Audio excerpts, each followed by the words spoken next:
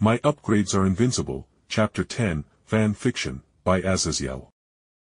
There was more reincarnation in Danmachi than there was in Xianxia protags who reincarnated, transmigrated, or whatever form of rebirth was used.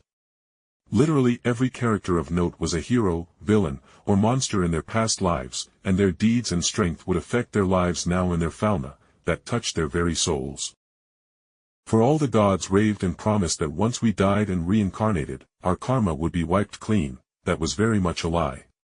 As the old Argonaut tale, which featured the past selves of Rio, Ace, Bel, Lafia, and more, were in that tale, and they have reincarnated literally thousands of years later, all within a few years of one another. Coincidence? I think not. I beheld Tina, and as she slumbered next to me, I pondered over what the fuck I should do with her. As she had awakened the blood fury spear of her ancestor, Falna. Literally midget Hulk rage that infinitely scaled the user's strength, durability, and all other aspects of the body, including magic on how much the user hated the world. Back in the old days when Falna was running around and she had a harem of other midget Paolon knights simping for her, with the blood fury spear skill she was equal to a peak level of 7 or 8, and her feats were so great that for millennia Paolons literally worshipped her as a goddess, and the actual gods were afraid she would break the lower world of Genkai. So, my midget waifu is carrying the essence of Falna and has obviously inherited some form of that skill. I thought ruefully as I threaded my hand softly through her dirty blonde hair that was in disarray from our frantic fucking. I gently sighed and shook my head as I shrugged.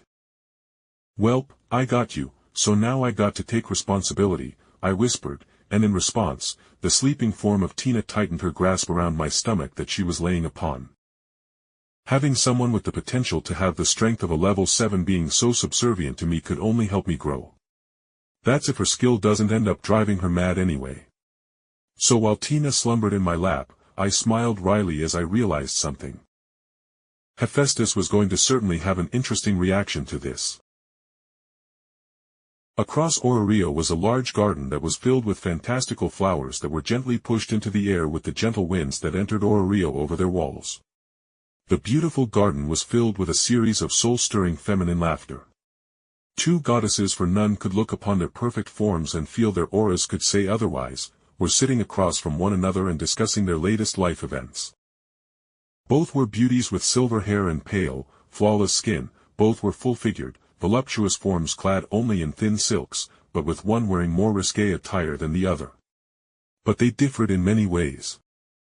One had bluish-green tattoos gently crossing her exposed flesh and green eyes with a diamond-shaped set of pupils, while the opposite goddess positively radiated a pure charm with each of her movements, even as her bright amethyst eyes looked upon her friend with interest. So you have found an interesting would-be familia member, my old friend? The goddess Freya spoke softly as she elegantly took a drink from her teacup, and her longtime friend nodded as she laid her chin on her threaded-together hands, which Freya knew was a sign that her friend was in deep thought. The other goddess, who went by several names but was now known commonly down here in the mortal plane as Kusanali, nodded slowly as her star-shaped eyes met Freya's. Yes, Freya. I was able to speak with Hephaestus, little star smith in the making in Tsubaki, within my favorite coffee shop, and found out how Hephaestus picked up a treasure. In my eyes, at least. At Kusanali's depiction of these so-called treasures, Freya had a smile of amusement curled the corner of her full lips while an eyebrow rose, before waving her hand in a get-on-with-it motion. But Kusanali snorted and looked at her friend with scorn as she loudly sipped at her tea, making Freya pout so beautifully that her charm was unveiled, but Kusanali was unfazed at the soul-capturing sight as her eyes dulled in memory of what she had captured and plucked from Tsubaki's very mind without her knowledge. Seeing her friend not react to her charm, Freya could only pout harder before she rolled her eyes and folded her leg over the other as she tapped the marble table that separated the two goddesses as she spoke sarcastically. Kusanali, I am hurt. Freya said sarcastically as she held a hand to her voluptuous breast. Why would you even tease me about such an interesting thing if you aren't going to say anything? Freya said dramatically, and Kusanali paused before nodding. Kusanali giggled at the sight of her friend before speaking and thus explaining what she had seen. He. Freya, it was a beautiful sight to me. Creation, knowledge born of imagination that was brought to reality. She began painting the picture in awe of the memories she saw in Tsubaki's mind, clearly resonating in her innocently seductive voice. He broke magic and the laws of reality in perfectly fusing two objects together with not only zero loss between the objects but Freya. Kusanali's diamond eyes were spinning with mad glee and the single-minded desire for knowledge that made her a powerful goddess back in Tenkai. Freya, with an iron will, didn't react as her friend grabbed her hands with too much enthusiasm as a warm feeling filled her chest at seeing her friend get it. She got that, the same obsession she had for mortals that burned brightly like fireworks in their ever-so-short lives. Freya, he broke the laws of reality in not only his skill not taking mana, mind, or even divinity from some source. But the resulting object made from the two prior combined materials were more dense, stronger, and more magically potent than the prior items should have allowed. Kusanali said emotionally, with almost tears coming to her eyes at the sheer impossibility that was dangling in front of her eyes. And oh, how clear it was to Freya that Kusanali wanted this star she had found. Freya smiled gently as she softly extracted her hands from her friend who pouted at the removal of their hands, but Freya was a war goddess and Kusanali was a goddess of life and knowledge. Even with their divinities sealed, Freya was fully capable of feats of strength that Kusanali couldn't dream of in her mortal body. Either way, Freya spoke with humor, clear in her voice as her gentle smile turned slightly vicious in a way only a woman of her level could hold. So my dear friend, I imagine you came to me to see if I could help you steal this poor star away from Hephaestus.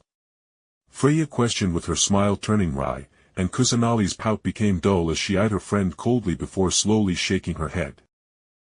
There was a heavy silence between the goddesses for a moment before Kusanali spoke softly. No.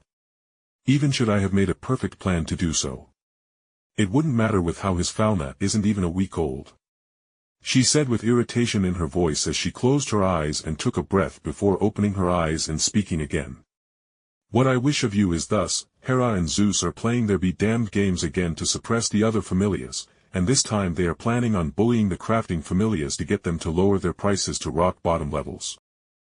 Freya froze and, at hearing the name Hera, her hand that had picked up her teacup flexed, and the poor teacup loudly shattered with the tea running down Freya's hand and arm beautifully like an art piece. What do you want of me, Kusanali? Freya asked dangerously as Hera was her berserk button. The raging neurotic bitch of a goddess had purposefully gone out of her way to suppress her for years, and it wasn't uncommon for a level 5 or even 7 adventurers of Hera's familia to randomly just kill one of her own familia members in the dungeon, regardless of level difference.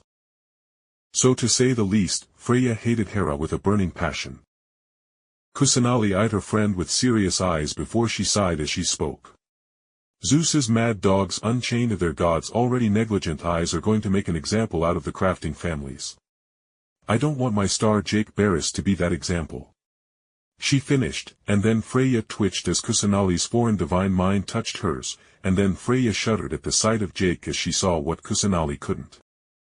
Even in just a foreign memory, Freya's ability to see souls was unmatched by even the mad gods of death that walked the streets of Ororio and the mortal plane. So Freya smiled with her pink tongue slightly peeking out of her mouth as she swallowed her first reaction of moaning at the sight of primordial creation within the boy's soul as she met her friend with an all-too-innocent smile as she spoke genially. I see. Well, I can divert some of my children to make sure he doesn't get picked out, but I will need a favor in return. Freya said, not letting this opportunity to use her friend's powers go to waste, even if she would have done it for nothing anyway, and if anything, hearing there was a cost. Kusanali smiled in relief as that dangerous light in her eyes faded. Freya then asked her a favor, and Kusanali only raised an eyebrow before shrugging. I desire to know the Empress' secrets and weaknesses, Freya stated clearly, targeting the only level 9 adventurer in the world who was the captain of the Hera Familia.